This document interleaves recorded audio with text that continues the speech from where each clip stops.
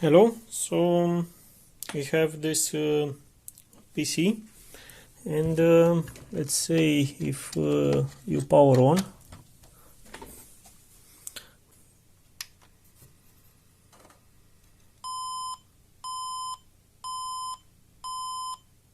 so 1, 2, 3, 4 beeps, then 2 seconds pause. So the problem is insufficient power supply.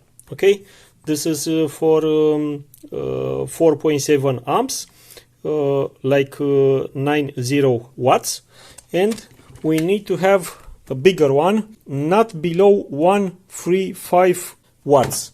Okay, let's show you.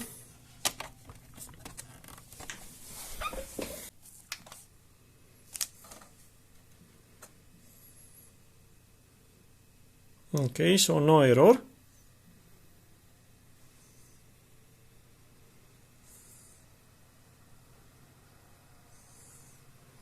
And it's on Windows, okay?